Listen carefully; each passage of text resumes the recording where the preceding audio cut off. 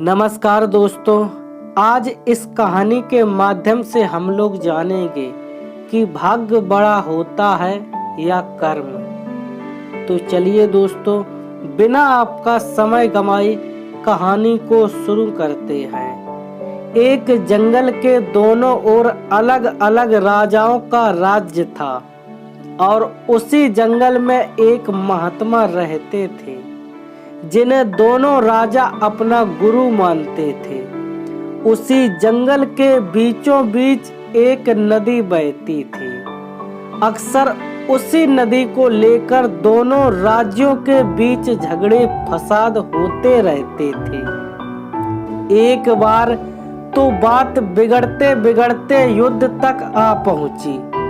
कोई भी राजा सुलह को तैयार नहीं था, इसलिए युद्ध तो निश्चय ही था। दोनों राजाओं ने युद्ध से पहले महात्मा का आशीर्वाद लेने की सोची और पहुंच गए जंगल की उस कुटिया में जहां महात्मा रहते थे। पहले एक राजा आया और उसने महात्मा से युद्ध में विजय का आशीर्वाद मांगा।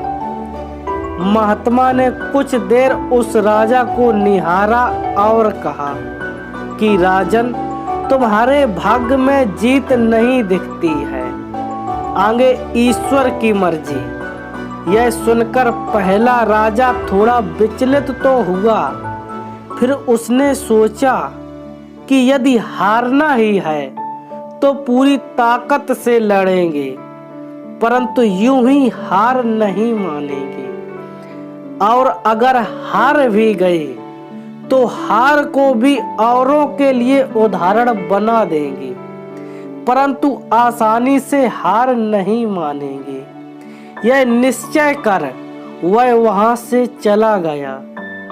दूसरा राजा भी जीत का आशीर्वाद लेने महात्मा के पास आया, उनके पैर छुए और विजय श्री का आशीर्वाद मांगा। महात्मा ने उसे भी कुछ देर निहारा और कहा कि बेटा, भाग्य तो तुम्हारे साथ ही है। यह सुनकर राजा तो खुशी से भर गया और वापस जाकर निश्चिंत हो गया, जैसे कि उसने युद्ध तो जीत ही लिया हो। अंततः युद्ध का दिन आया। दोनों सेना एक दूसरे के आमने सामने थे और युद्ध का बिगुल बज गया। युद्ध प्रारंभ हो चुका था। एक तरफ की सेना यह सोचकर लड़ रही थी कि चाहे किस्मत में हार हो, पर हम हार नहीं मानेंगे। हम अपनी तरफ से सर्वश्रेष्ठ कोशिश करेंगे, अपना सर्वस्व झोंक देंगे। और वहीं दूसरी तरफ की सेना एक निश्चिंत मानसिकता के साथ लड़ रही थी कि जीतना तो हमें ही है, तो घबराना कैसा। लड़ते लड़ते दूसरे सेना के राजा के घोड़े के पैर का नाल भी निकल गया और घोड़ा लड़खड़ाने लगा, पर राजा ने ध्यान ही नहीं दिया, क्योंकि उसके दिमाग में एक ही बात चल रही थी कि जब जीत मेरे भाग्य में है, फिर किस बात की चिंता। कुछ ही क्षण बाद दूसरे राजा का घोड़ा लड़खड़ा कर गिर गया, जिससे राजा भी जमीन पे गिर पड़ा और घायल हो गया और वह दुश्मनों के बीच घिर गया। पहले राजा के सैनिकों ने उसे बंधक बना लिया एवं उसे अपने राजा को सौंप दिया।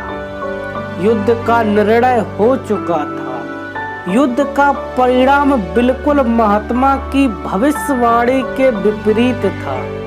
निर्णय के बाद महात्मा भी वहां पहुंच गए।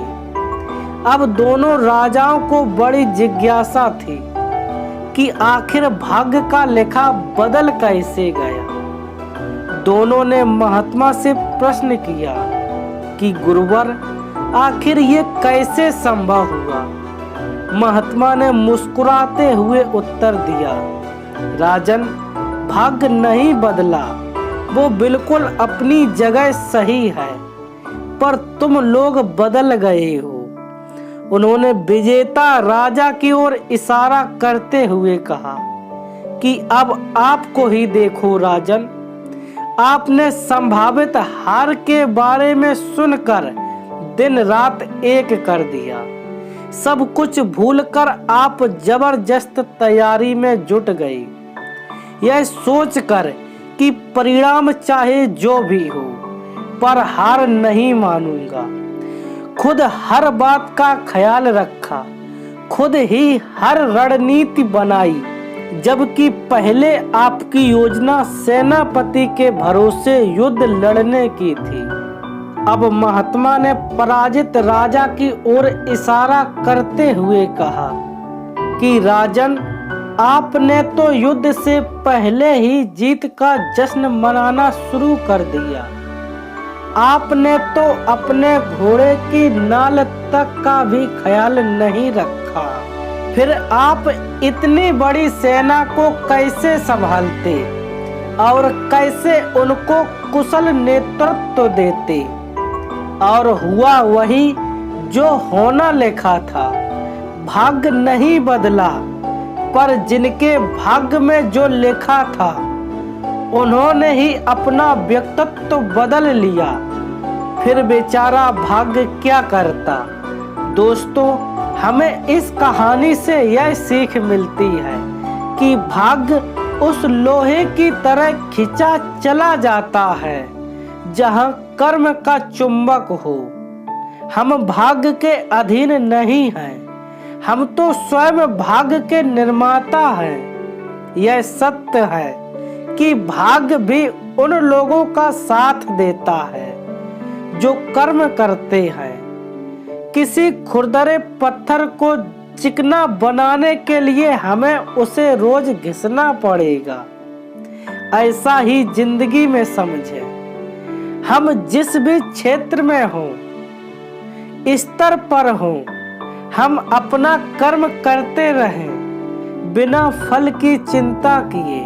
दोस्तों, आपको यह कहानी भाग्य बड़ा या कर्म कैसी लगी, हमें कमेंट करके जरूर बताएं। फिर मिलेंगे ऐसी ही अगली कहानी के साथ जो आपके जीवन में लाई सकारात्मक ऊर्जा और आपको दिखाए एक नई रास्ता।